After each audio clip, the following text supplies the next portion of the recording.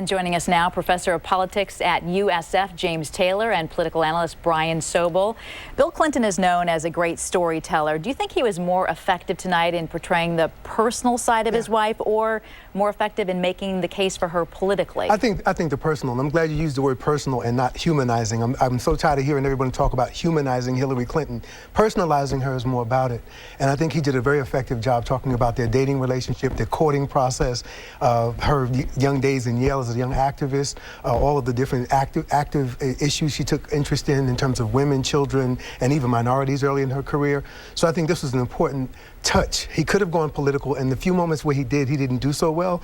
But when he talked about her as a mother, as a woman, I think he did do the personalization that she needed. Brian, he spent a lot of time talking about his love for his wife, talking about how in the beginning they went for a walk and they've been walking and laughing and smiling ever since.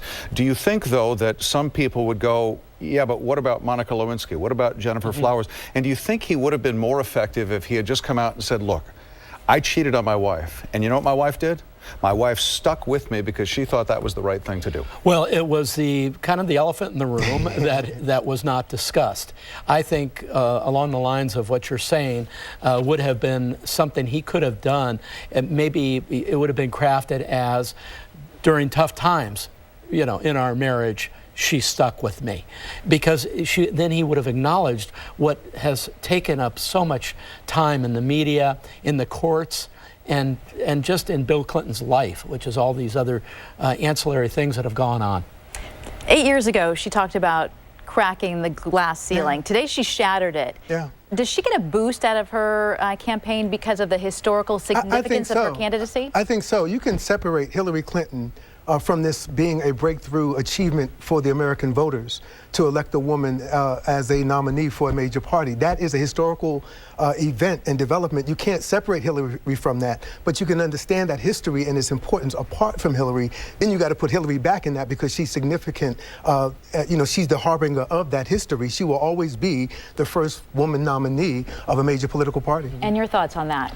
Well, an incredibly historic day from the perspective of a woman 96 years after the vote to give women the right to vote is nominated by a party.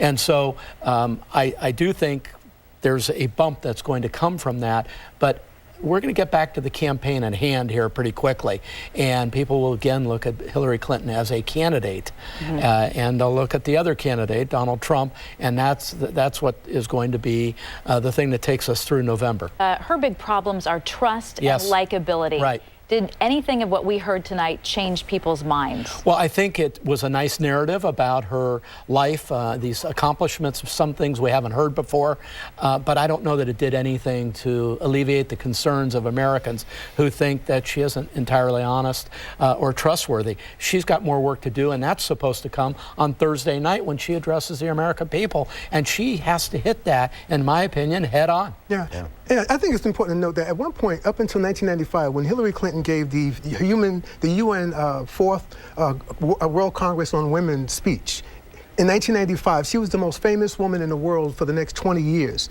About 2009, and then when she declares earlier, about 2013, excuse me, all of a sudden Hillary Clinton's likability and favorability just cross in the last 3 years. So about 2013 to 2016, Hillary Clinton's going from being the most admired woman in the world to the least liked. And I think the machine that has sort of attacked her person has been very effective. Well, but the Clintons also own a lot of this. Yeah. You know, the email things, the you know, all Clinton of the Foundation. Yes, the Clinton Foundation, on and on.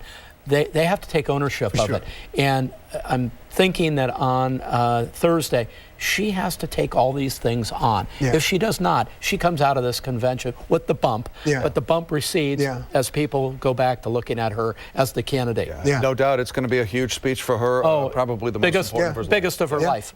Brian, Professor? Thank you. Gentlemen, thank you. Absolutely. Thank you.